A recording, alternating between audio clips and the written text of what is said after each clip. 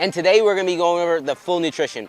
So I know I've talked about nutrition before. I'm not happy with everything I've covered. It's been blotchy. So in this episode, I want to go from A to Z nutrition, meaning puppy first coming out, how to feed it, how to take care of it, supplementing it, our formulas, till when it's 2 weeks old, 4 weeks old, when we're getting it on mush, when we're getting it ready to start eating adult food, and then when we're talking about the adults feeding them and what I do there. So I'm gonna go over my process of feeding dogs from A to Z in one episode, so you guys can see everything, and it just makes it so you don't have to look around and you have everything right there at your fingertips. Also in this episode, we're going to be going over English Bulldog sizes. We're going to go over the difference between a standard Bulldog, a mini Bulldog, a micro Bulldog. We're also going to be talking about our DaBestBulls Ranch facility build out, talking about the drainage we're putting in, the back pens, the back overhang. So make sure you stay tuned.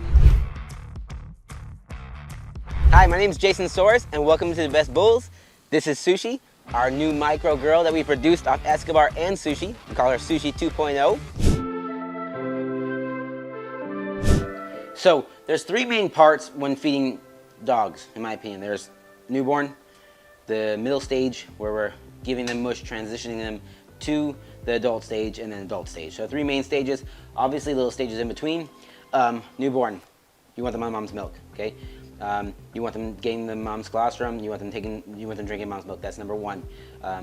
Something I recommend on newborns is to get plasma. If your vet does plasma injections when they're first born, do that. That's a little tip I like to do. It gives them energy right away, and it's very, very good for their immunities. But milk first from the mom. If they're not getting enough, you notice they're getting a little lethargic, they're weak, whatever, or the mom's not producing enough milk, then we have to supplement feed them, and we feed them straight milk. I use goat's milk Espalac. That's what I use, this exact thing, goat's milk Espalac. For a puppy, that's what I use. It's a 2 to 1 ratio, so for every cup of powder, you need 2 cups of water. We use bottled filtered water, and make sure if you're gonna be over on one, that you're over on the water, not over on the powder, because when they're younger, it'll be too potent, it's very bad for them. Now, supplement feeding is tricky. Now, if you don't have the mom, if the puppy's not eating enough, you have to be very careful of supplement feeding. I'm gonna show my fingertip method of supplement feeding that I love. It's very, very safe, and it's the best one, especially even for beginners to advanced people, for supplement feeding the puppies. The fingertip method, let me show you, okay? So the fingertip method, I don't like the bottle method, just to give them a bottle, because if you put too big of a hole, or too small of a hole, too big, they aspirate and they suck too much, too small a hole, they don't get enough. It's very hard, and it's very hard to get them to suck. And then tube feeding is very dangerous. You have to be and I don't recommend it. And then you have to be a professional. I don't even do it. My mom's the one that does it if we had to tube feed a dog. And then the fingertip method is the best thing for advanced and beginners, in my opinion. Basically, you're gonna put some of the milk on your finger, and you're gonna put it in the puppy's mouth. The reason I do that is the puppy will smell the milk and taste the milk. Oh, it's good. So they'll suck on your finger just like it's a nipple. And then you're gonna take your syringe that has your milk in it, it's warm, okay? And you're gonna put it against your finger. This is inside the mouth, and then I'm gonna slowly go, okay? The younger the puppy, the slower you go. You're gonna go 1 milliliter for a whole, 1 milliliter a minute when it's like a newborn, just a tiny, tiny bit. And you notice how I put it right into my finger at 45 degrees. That way the milk goes in on my finger and the puppy sucks the milk off my finger. If I were to overflow, or I would go too fast, the milk would go into my finger and then come out the sides of their mouth.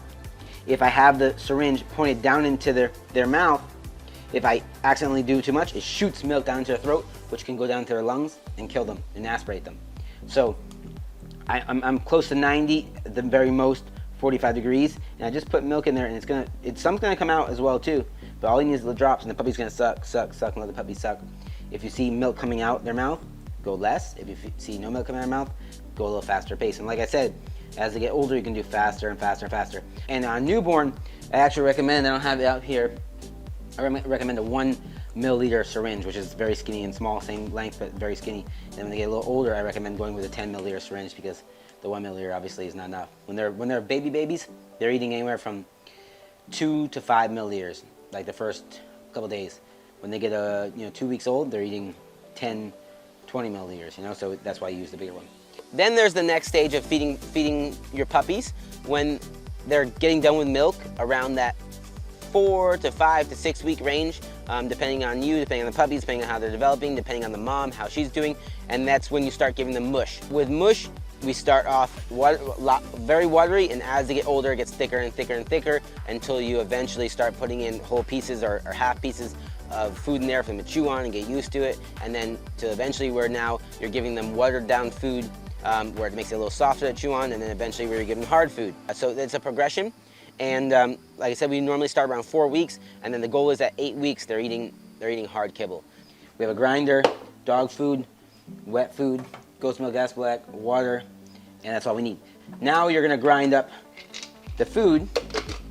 So now they're 4 weeks old. We're gonna grind up the food.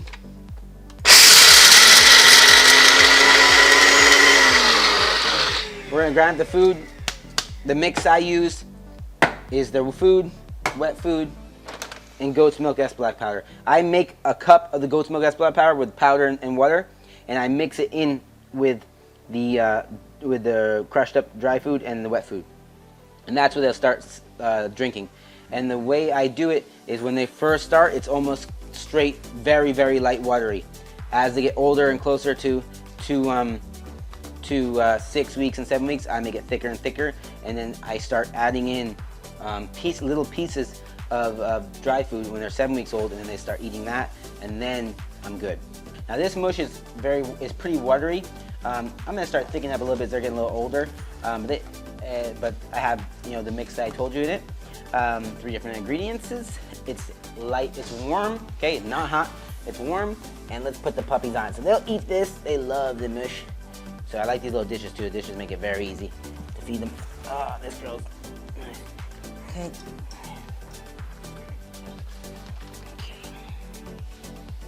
So you just put them there. Sometimes you have to dip their nose in a little bit to get them to like it, but these guys already know they're older. Hey, you, don't be going. She wants to go pee and poop. They'll eat the mush. Come on. What's the matter? Oh, see, she just knows it, now she knows. Around 3 to 4 weeks, they might start eating it. He's gonna eat it, look at, he's gonna eat it. This is the first time he's ever eaten mush. And this is a liquidy mush, and you see how down there it gets it gets thicker, and that's what I like, is then they start actually having to eat and chew, and so that's very important. Because these guys all have teeth. But this is, fix your switch.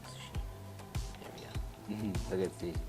But this is the stages, and then, like I said, as they get a little older, and in a couple days, I'm gonna start putting some hard piece of food in there, so they have to chew it, and then eventually just give them hard food mixed with a little bit of wet food and milk supplement, and then eventually just hard food with wet food, and eventually just hard food at night, like the adults get, and they'll be in that routine. But it's important that if you're feeding them and you notice they're not eating, that you make sure you make them eat, like in the sense that, like, okay, I give them this food, they're not eating it because they don't like it, so I'm gonna go back, take a step back, and then slowly do it in. It's like a fish tank effect.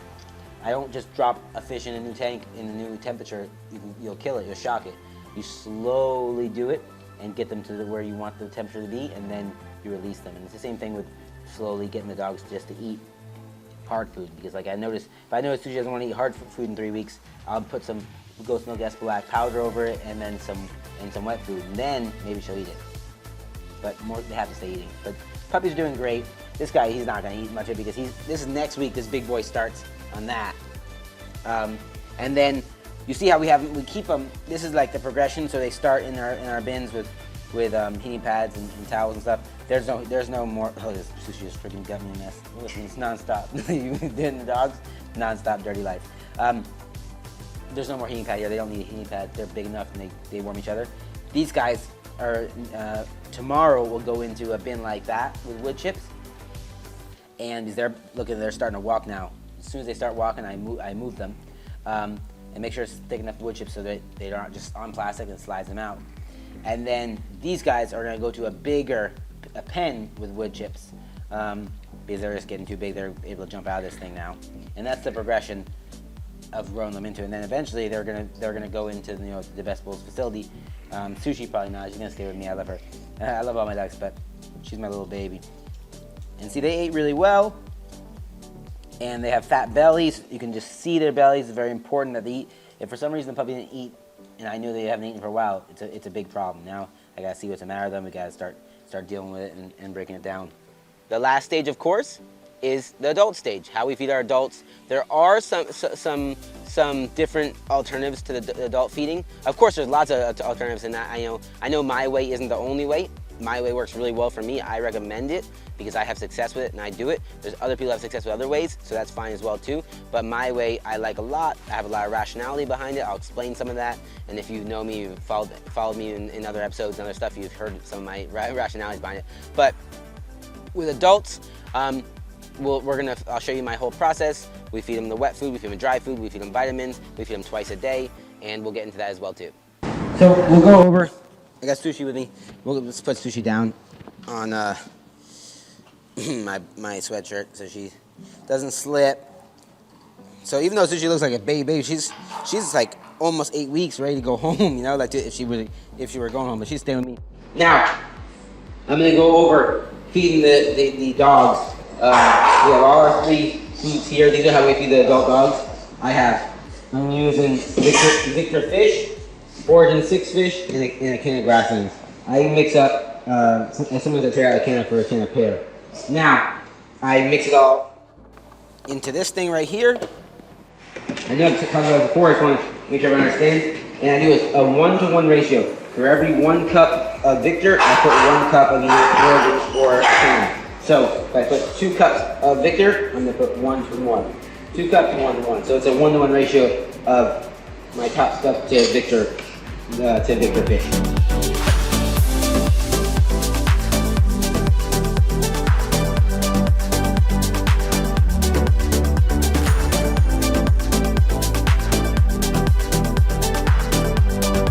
Now, I put since I have a bunch of dogs, I mix into a bucket, and then I mix my supplements in there. So supplements I use only in the morning. I told you before, I use the V3 Science Multivitamin, and then I use the GlycoFlex joint vitamin. It's actually very good for the dog's joints and health, and on top of it, it's actually very good for the studs, their reproductive organs, so good for both. So I put the food in here. Now, I talked about it before, but it's 1/3 cup per 10 pounds per adult dog, okay? That rule does not apply to puppies. Obviously, this sushi is going to be eating a lot more than her body weight per like 1/3 cup, and then a 5-month-old puppy's going to eat more than growing, you know? But as an adult, when a dog becomes an adult, it's 1/3 cup per 10 pounds. So if the dog is 30 pounds, that means you're feeding the dog 3 1/3, which is 1 full cup. Hey, Ryan, come on. That means you're feeding the dog 1 cup, and that's for the day. And of course, if you see the dog getting skinny, feed it more. If you see the dog getting too fat, feed it less. You know, that's why I personally feed all my dogs individually. They all eat individually. I don't do that trough thing where they all eat like as a group, because then I can't tell how much my dog's eating. I can't tell if my dog's feeling okay, being normal, because the food is one of the biggest indicators to how your dog's feeling. You know, if you know your dog eats this much every day, and your dog doesn't eat, there's a problem. So, food is a huge thing. I know how much I need, 5 for each dog to feed all my dogs.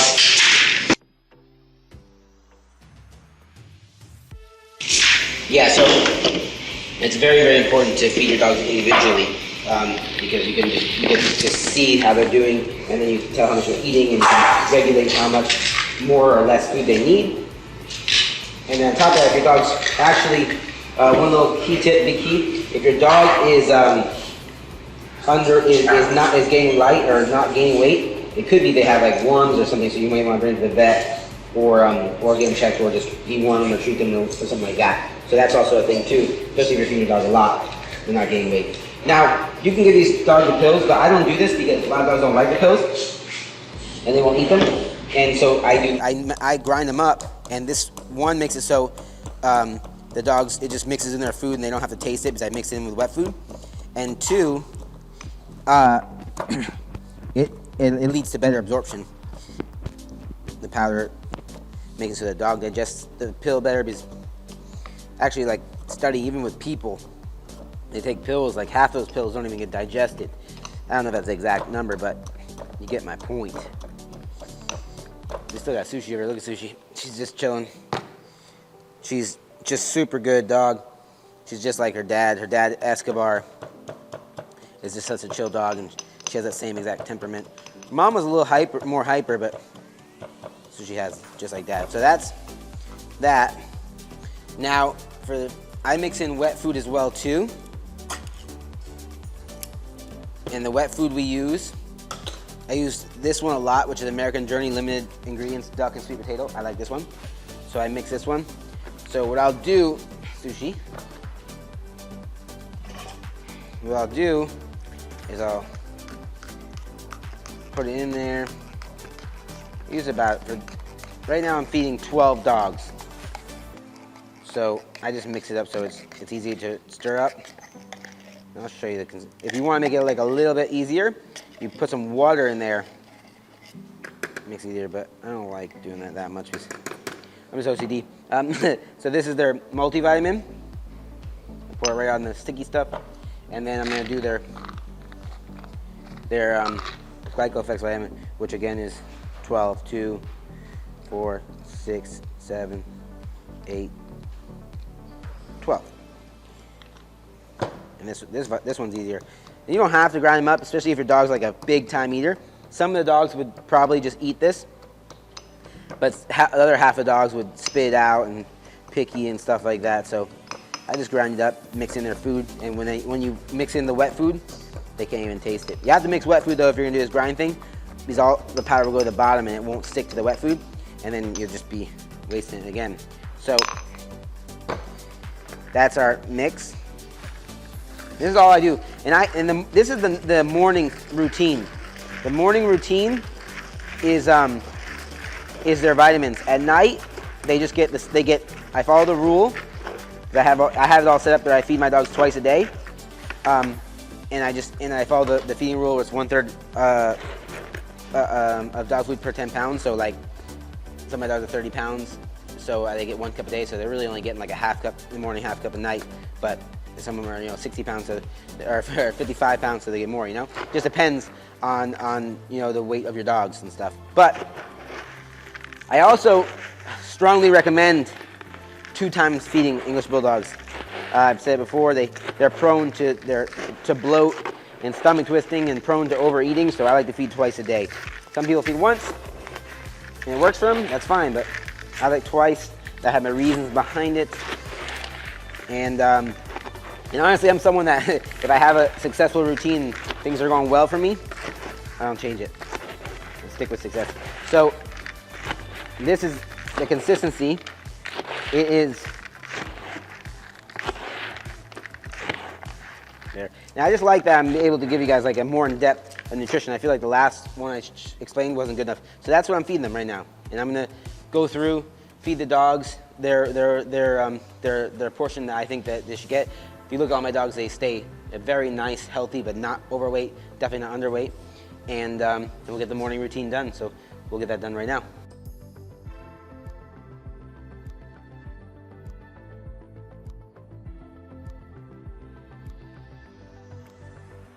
So you guys don't really have to do this, but I'm just super OCD, and my studs I feed separately, because I want to know exactly, like to the grain of food. Like even though you just saw me do 2 scoops, they're actually, and they look the same, they're not. They're a little different. Like it's like one had like 18 grains left. I mean like less than the other one. So, and the boys, I'm just watch them a little, really careful, and I have to make sure. Especially for the reproductive purposes, I like to make sure that they get their nutrients, so I don't divide it through like 12, even though it's probably would come out to the same thing. I individually make sure every single time they get their vitamins. And it's just strictly an OCD thing. It's probably straight stupidity, but like this is Mr. President's right here. So like I give him his wet food, and this is what you would do if you had like an individual dog, give the wet food. And I put it there. It wouldn't work for having as many dogs as we have, but my studs and presidents, stuff like that. So this is the mix, and then boom, that's for Mr. President right there. And then now, this one I know is kilos. This one is Fury's. I give him he gets a little more food. I try to put weight on him. This is Escobar. That's where we're just maintaining weight. That's where I'll actually get a little bit too fat, so we don't want to get too fat. So this is how you would do it for, like, 4 or 5 dogs. This is the method. Obviously, we have a little bit too many to do it, so that's why I do the big mass production style there. But just because I have OCD, I do it this way. So I mash it up.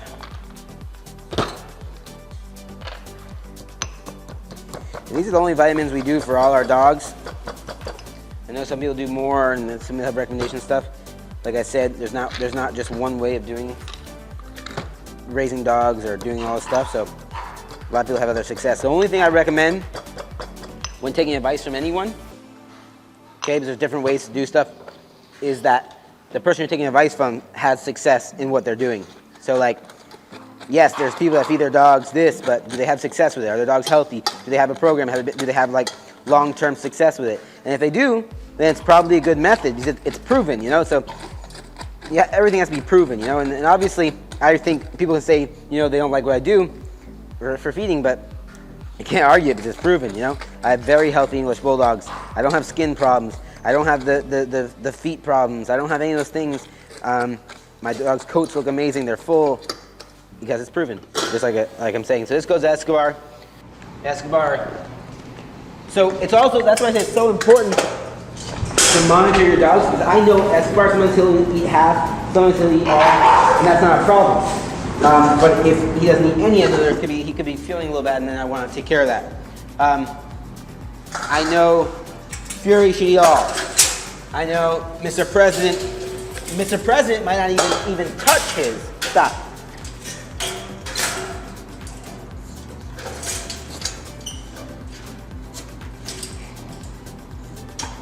Yeah, Mr. President might not even touch his food, and that's normal. If it wasn't normal, there would be a big problem.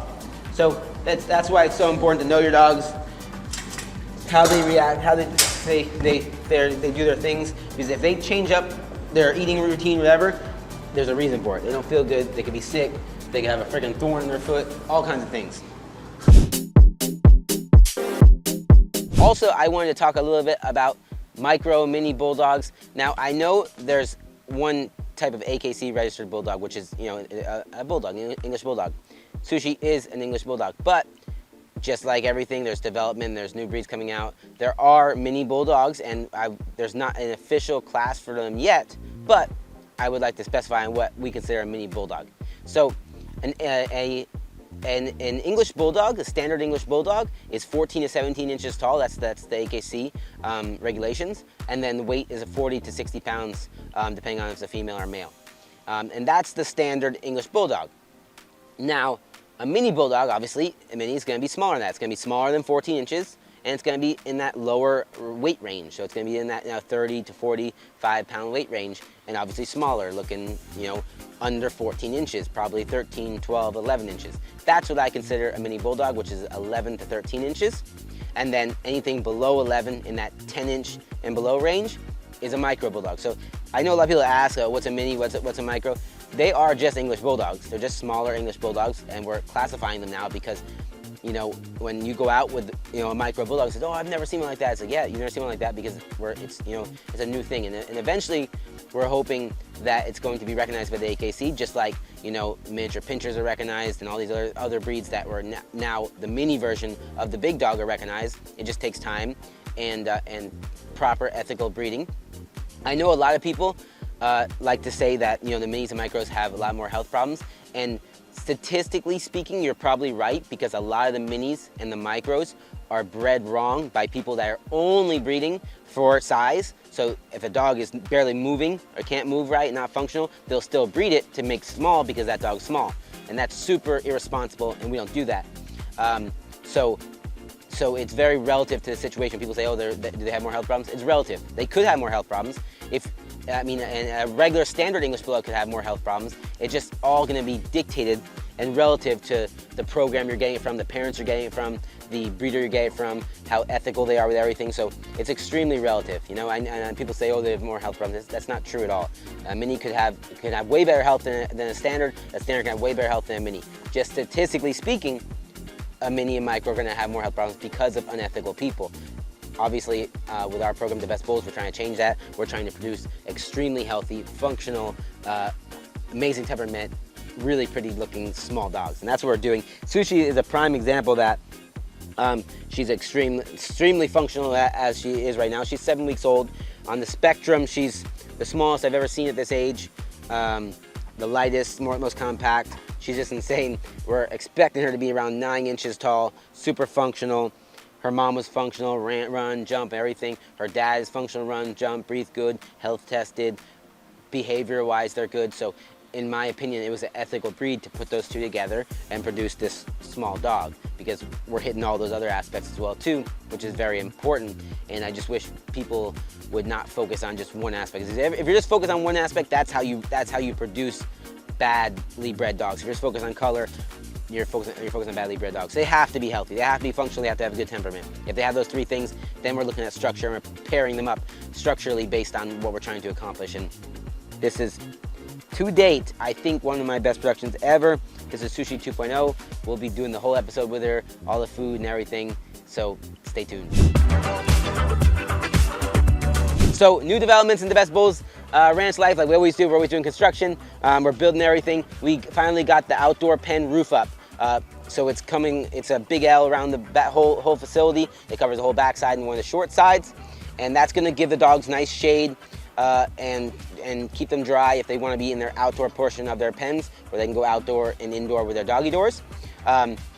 We've taken a crazy amount of time and thought into building this because it has to be able to accommodate the dogs, has to be able to have a sewage system in there, has to be able to stay clean, be comfortable with dogs, and I think we've done it. Obviously, nowhere near done. We have the pens. Oh my God, show you the pens right now. We have the pens coming in from Portugal, and they should be here. They're getting shipped next week, so they're gonna be on a ship. We're looking at about a month and a half until they're installed, but they're really nice. Super excited about that.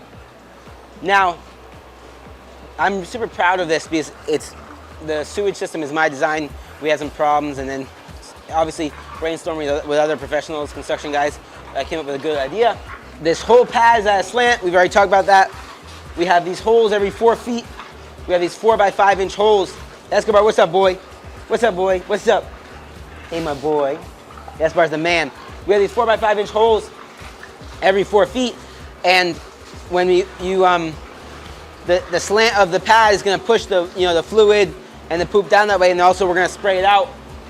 We have nozzles installed where we'll have hoses here where we're going to spray everything out. The pens are going to be here, and goes all the way down there as well too.